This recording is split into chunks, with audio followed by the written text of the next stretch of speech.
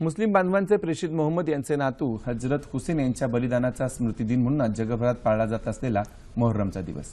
त्यानिमित्तानं मोहर्रम विषयी अधिक माहिती देण्याकरता ज्येष्ठ विचारवंत अब्दुल कादर मुकादम आज आपल्या स्टुडिओमध्ये आले. सर नमस्कार. नमस्कार. 9:30च्या बातमीपत्रात आपलं स्वागत. थँक्यू. मोहर्रमचा सण हा खरं तर दुःख व्यक्त करण्याचा सण आहे. त्यामागची श्रद्धा काय आहे? सांगतो ना. पहिल्यांदा मोहरम म्हणजे हा इस्लामी कॅलेंडरचा पहिला महिना आहे. म्हणजे या महिन्याची पहिली तारीख हा नववर्षाचा. परंतु ही शोकांतिका 1 तारखेपासून 10 तारखेपर्यंतच्या काळात झाली, म्हणून मोहरमचा हा म्हणजे नववर्षाचा दिन कुठे साजरा होत नाही, म्हणून तो शोकदिन समजला जातो. प्रश्न असा आहे की पैगंबरोत्तर काळामध्ये जेव्हा जो समाज मुस्लिम निर्माण झाला होता त्याचं नियमन करण्यासाठी जी एक संस्था निर्माण झाली, ज्याला आपण खलिफा म्हणतो, या खलिफांच्या निवडणुकीचं किंवा त्यांना कुणाला खलिफा मिळायचं ह्याची प्रक्रिया तेव्हापासून सुरू झाली. इसवी सन 632मध्ये पैगंबरांचं निधन झालं.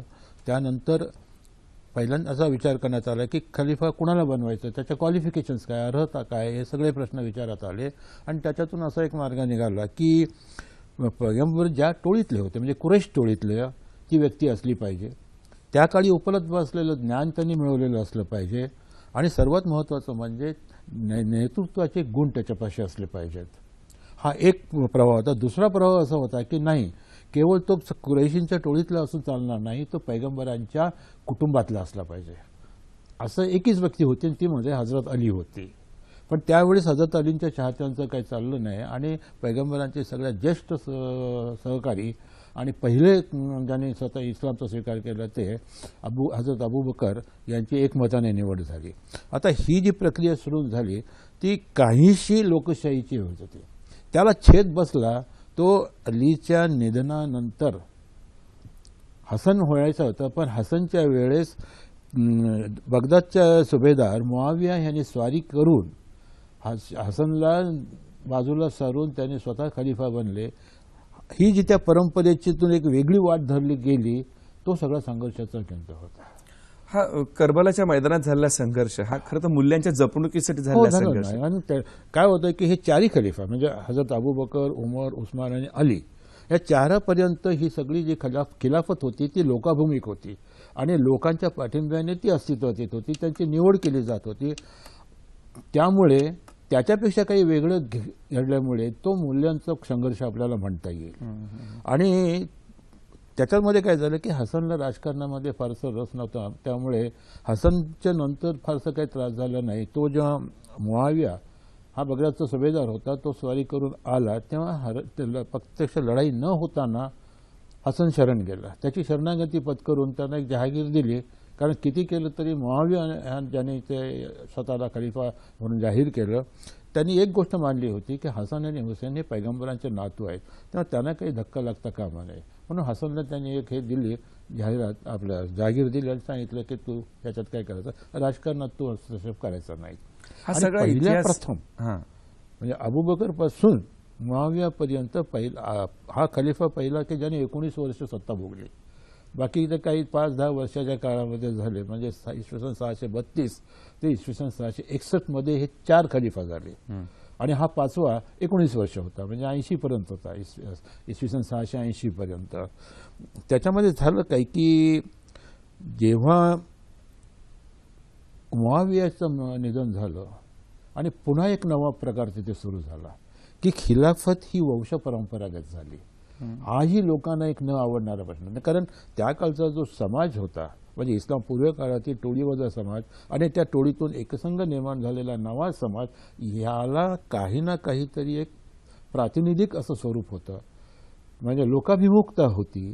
आणि मुआवियाच्या काळापासून ती वंशपरंपरा झाल्यामुळे लोकाभिमुखता संपली आणि खिलाफतची वाटचाल ही सरंजामीकडे सुरुवात झाली. त्याच्यातून मग पुढे सुलतान झाले, मग मोगलाई आली, आणि मग सगळे सम्राट झाले. ही सगळी परंपरा तिथून झाली. या सगळ्या परंपरेचा उद्गम बिंदू जो आहे तो मुआवियाने स्वतः जाहीर केलेली त्याच्या खलिफा म्हणून, आणि त्याच्या मृत्यूनंतर त्याचा मुलगा यजीद हा खलिफा झाला. आणि त्यावेळेस हुसेन मक्केला होताना त्याच्या सहाय्याने ठरवलं की आता आपण ह्याचा काहीतरी संघर्ष करून बंदोबस्त केला पाहिजे, आणि म्हणून त्यांनी काही लोकांना घेऊन हल्ला करायचा त्यासाठी ते निघाले तिथून. त्यावेळेस कुफा नावाचं एक गाव तिथे जवळ आहे, मदिन्याच्या जवळ. तिकडच्या लोकांनी सांगितलं की तू ये, आम्ही तुला मदत करू.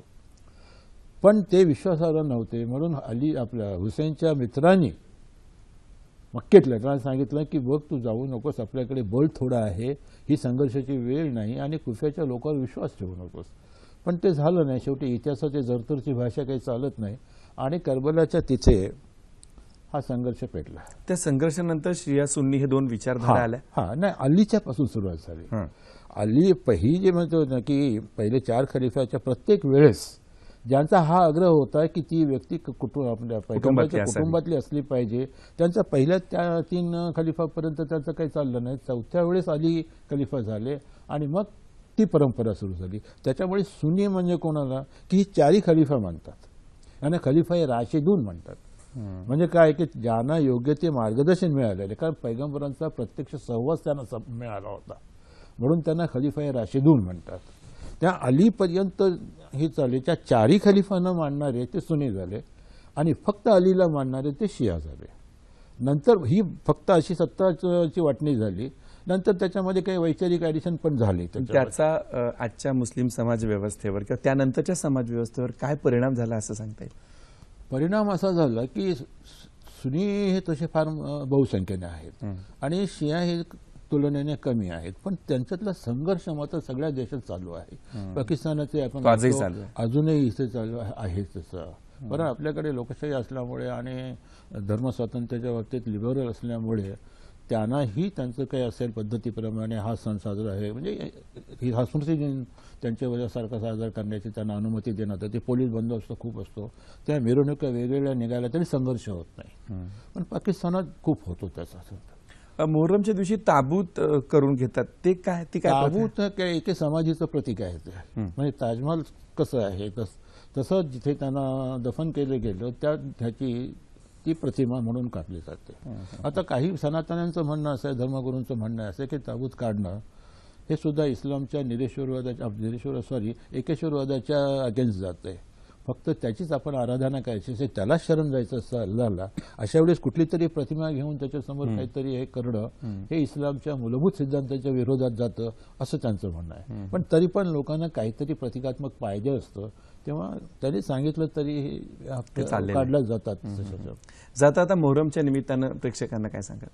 नाही, प्रेक्षकांना एवढं सांगायचं असेल, मला जर सांगायचं झालं की जेव्हा काही जुन्या मूल्यांचा किंवा ज्या प्रतिष्ठित झालेल्या मूल्यांच्या पेक्षा वेगळं काही घालायला सुरुवात होते, तेव्हा मग लोकांनी काय करायचं ह्याचा त्यांनी स्वतः निर्णय घेतला पाहिजे.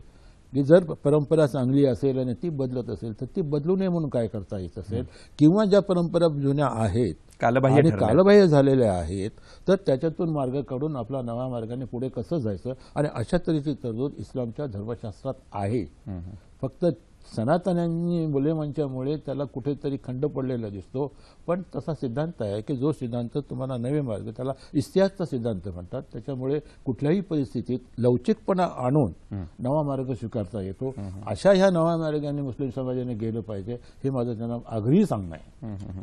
ते सांगणं या माध्यमातून आम्ही या मुलाखतीमुळे पोहोचवू शकलो. मुलाखतीबद्दल धन्यवाद. थँक्यू. मी पण आपले आभार मानतो.